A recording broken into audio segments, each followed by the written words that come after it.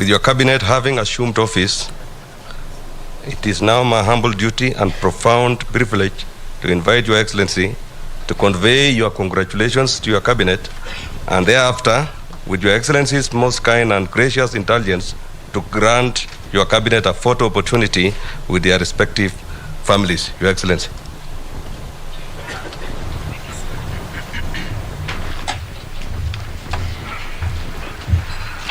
Asanteni sana. Tafadhali tuketi chini. Thank you very much.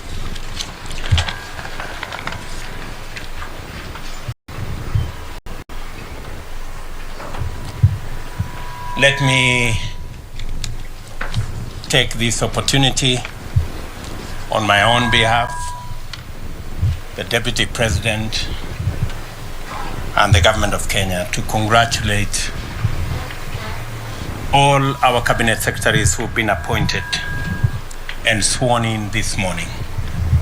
To all of you, I have had the occasion to congratulate you personally, but let me also take this opportunity to congratulate each and every one of you for the honor to serve in the cabinet of the Republic of Kenya.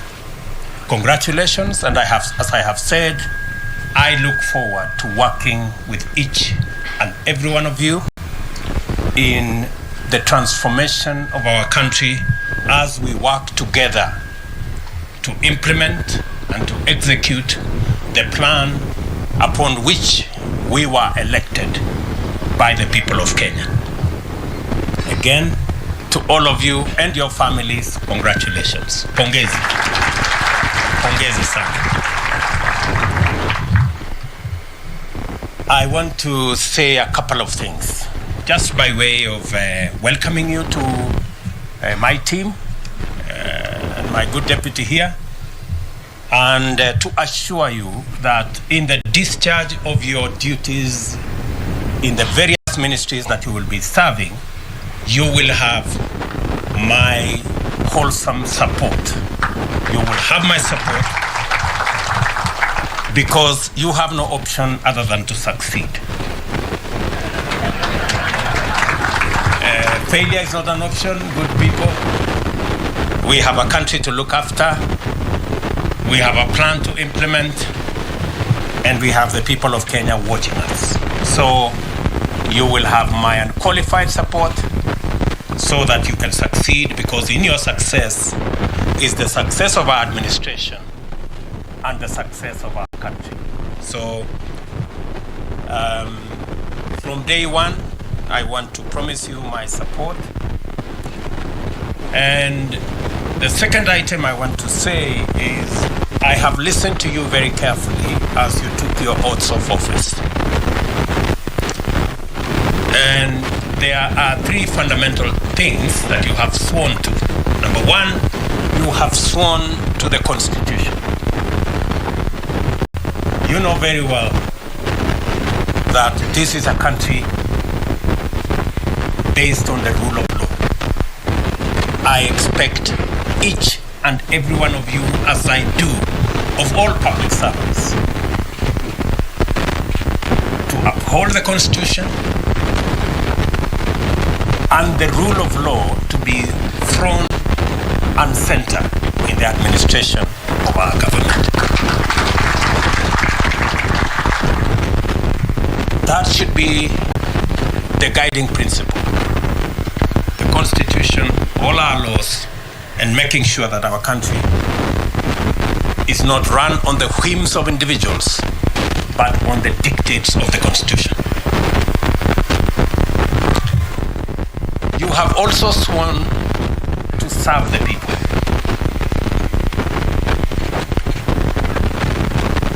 I didn't hear any one of you swear to serve their families, their friends, or their regions, or their religions. Each one of us here have sworn to serve the people of Kenya. That is the minimum expected of all of us.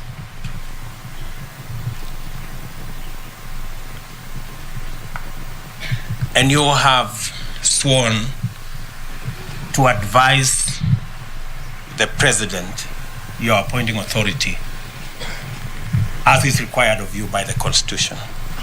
I look forward to listening to you and your advice so that we can manage the affairs of our nation, because even though I stand here as president, I do not have the monopoly of all knowledge. I expect that you will enrich the plans, the thoughts, the programs, and the plan we have with your advice. The third thing I want to say is that while listening to you take your oath of office, let me repeat again, you have been appointed and you have sworn that you have been appointed to the Cabinet of Kenya. I know there are regional persuasions, there are community persuasions. I haven't appointed any cabinet for any region or for any county or for any community. I have appointed a cabinet of Kenya. I expect you to respect your oath of office and serve all Kenyans equally.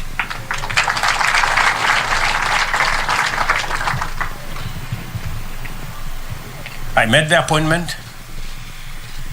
You've done the swearing. And I have heard you carefully. I was listening carefully. And you said that you are going to serve the people of Kenya and you have been appointed to the Cabinet of Kenya. That equally means that though we have dockets that have been assigned to each one of you, I didn't hear anybody say they swear to be a cabinet secretary for a ministry. You said you will be a cabinet secretary of Kenya. That means that you should be as concerned in what happens in the next ministry as you are in your own ministry. And that underpins the principle of collective responsibility. I do not expect any one of you to say things are not going right in the next ministry. It is your business. If things are not going right in the next ministry, it is your business to look for your colleague, sit them down, and things must go right in your ministry and in the next ministry.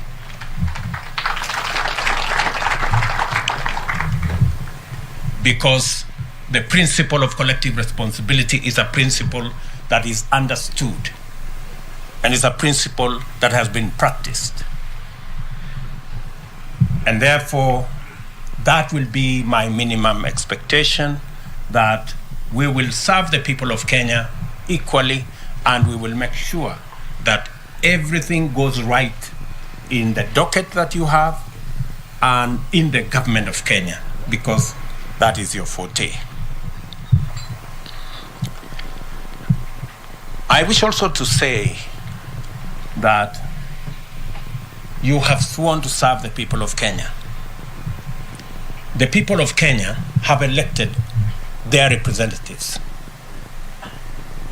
We have members of parliament, we have members of the Senate, who are the people's representatives.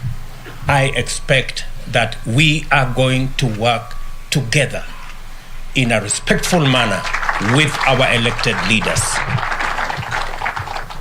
As the people's representatives, because all Kenyans cannot come to your office. They cannot come to prosecute their agenda. They have elected representatives. And we must take them as the people's representatives and work with them in a respectful manner so that we can achieve the goals we have set up for ourselves. Additionally, we have agreed with the legislature that they will provide a platform for us as members of the executive to access the floor of the House so that we can explain our agenda, we can explain our programs, they can interrogate what we are doing, so that the people of Kenya can understand and make an input in every commitment we have made, every plan we have, and every program that we're going to run. So there will be an opportunity for you as members of the executive to interact much more robustly with Parliament, so that we can not only have a platform for us to explain our programs and to seek the support of the legislature in our programs, but for the legislature also to oversight what we are doing, because they are doing it on behalf of the people of Kenya who elected them.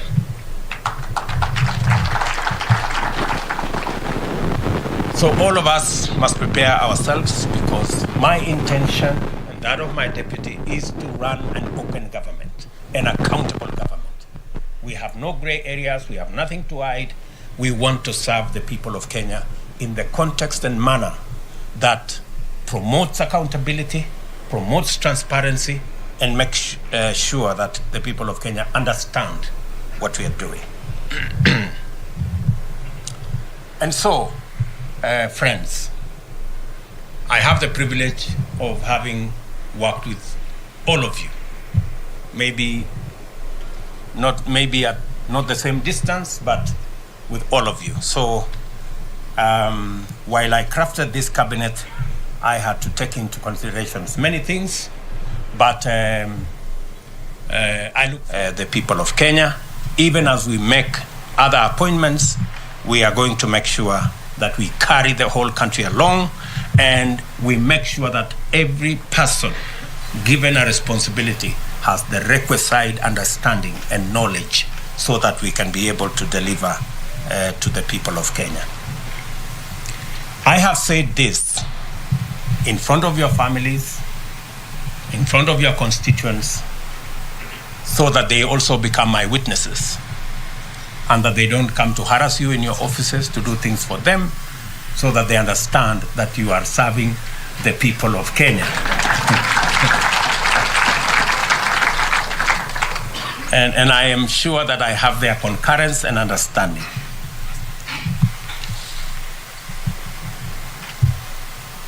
I know sometimes we don't reflect on the oaths that we take. An oath is a very serious thing. And I really expect that we will take it seriously. I will conclude with a word from the Bible. James chapter 4, verses 17. And I want you to record it somewhere and put it on your desk.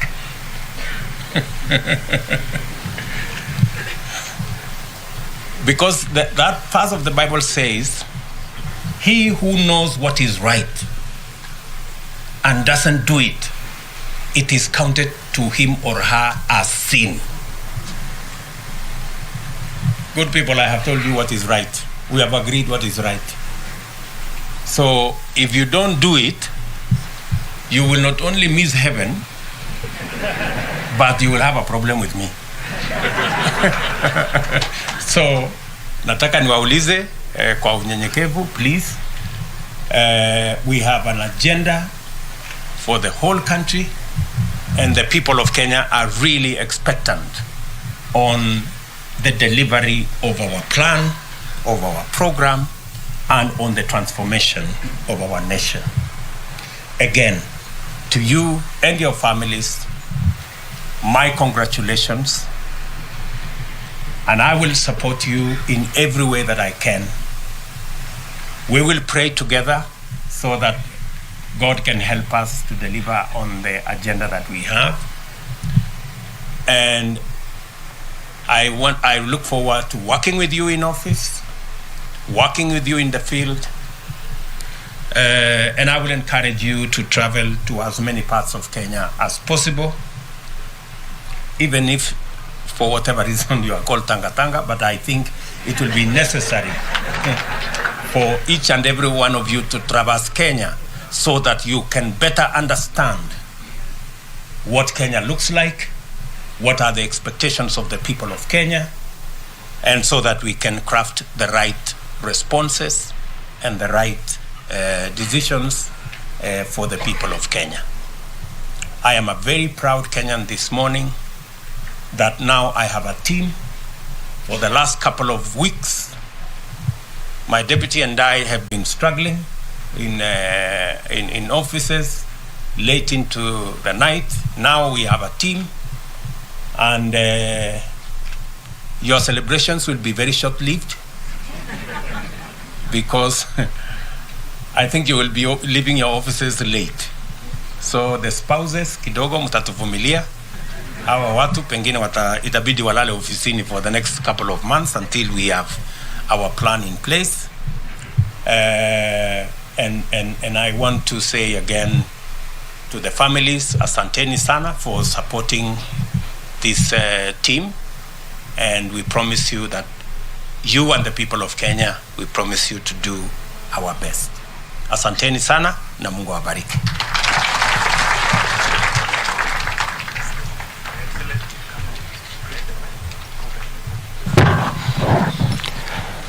We will clear the stage as Your Excellency goes round. Just